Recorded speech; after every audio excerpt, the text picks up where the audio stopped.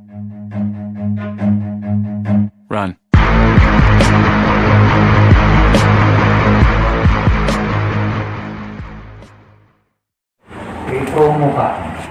Assalamualaikum warahmatullahi wabarakatuh. Selamat pagi anak-anak. Maaf, ini baru pertama kali kita masuk. Jadi saya adalah guru sejarah di kelas 10 IPA. Nama saya Adriansyah. Biasanya anak-anak memanggil saya dengan sebutan Mr. A.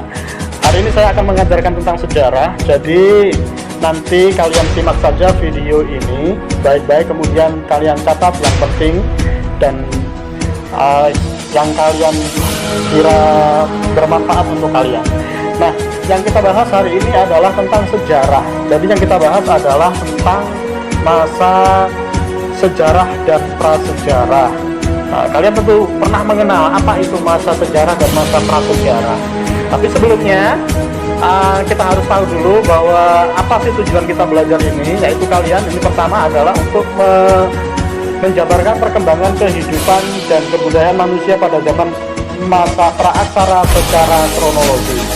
Yang kedua adalah kalian peserta didik mampu menganalisis jalur persebaran nenek moyang bangsa Indonesia dengan tepat. Jadi kalian nanti akan mengenal siapakah sesungguhnya nenek moyang kita.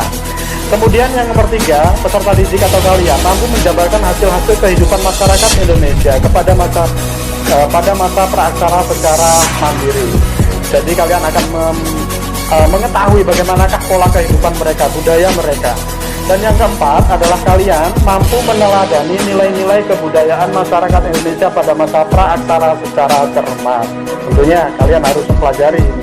Apakah nilai-nilai kebudayaan yang positif yang bisa kita contoh. Kemudian yang terakhir, yang kelima, kalian peserta didik mampu membiasakan untuk berpikir kritis, bersikap jujur, kerjasama, dan bertanggung jawab dalam kehidupan sehari-hari. Nah, masa aksara maupun masa prasejarah, maaf ini saya sebutkan, jadi masa dalam pembagian babak sejarah itu ada dua. Yang pertama adalah masa sejarah dan prasejarah, atau masa aksara dan praaksara. Jadi masa praaksara atau prasejarah itu adalah di mana manusia itu belum mengenal tulisan. Pra itu sebelum, aksara itu huruf atau tulisan. Jadi ketika itu manusia belum mengenal tulisan. Nah, biasanya disebut dengan sebutan masa nirleka. Nir artinya tidak ada, leka artinya juga tulisan. Nah, kapankah berakhirnya di Indonesia ini masa prasejarah dan sejarah, masa nirleka? Ini kapan berakhirnya? Tentu saja ini kita bisa melihat dari bukti-bukti itu dari dua hal. Yang pertama, kita bisa mempelajarinya dari periodisasi berdasarkan geologi. Ini jadi geologi itu adalah ilmu yang mempelajari bumi secara keseluruhan berdasarkan komposisi, struktur, dan sejarahnya. Nah, kalau kita mempelajari berikutnya adalah tentang periodisasi berdasarkan arkeologi. Jadi di ilmu arkeologi ini kita akan belajar tentang ilmu sejarah yang mempelajari kebudayaan manusia masa lalu melalui kajian yang sistematis. Ini yang sering kita bahas nanti tentang arkeologi. Nah, anak-anak sekalian, kita bahas satu-satu dulu yang geologi tadi.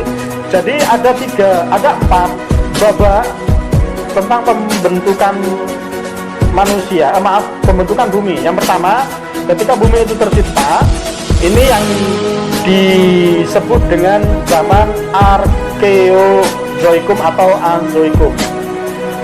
Itu tercipta pada sekitar 4 atau 2,5 miliar tahun yang lalu, di mana bumi ini belum ada kehidupan.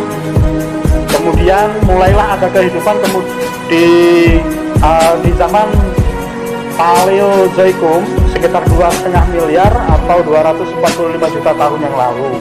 Kemudian yang berikutnya setelah zaman Paleozoikum ada masa Mesozoikum atau masa kehidupan tengah. Ini sekitar 245 sampai 65 juta tahun yang lalu. Mulailah terciptanya kehidupan dan seterusnya sehingga sampai zaman Neozoikum atau Kenozoikum. sekitar 65 sampai 1,8 juta tahun yang lalu. Saya kira cukup untuk materi kita hari ini, itu hanya sebagai pengantar saja. Nanti kalau kita nanti bertemu, kita akan bahas tuntas secara matang bagaimanakah zaman pra-aksara dan zaman aksara atau zaman sejarah atau prasejarah.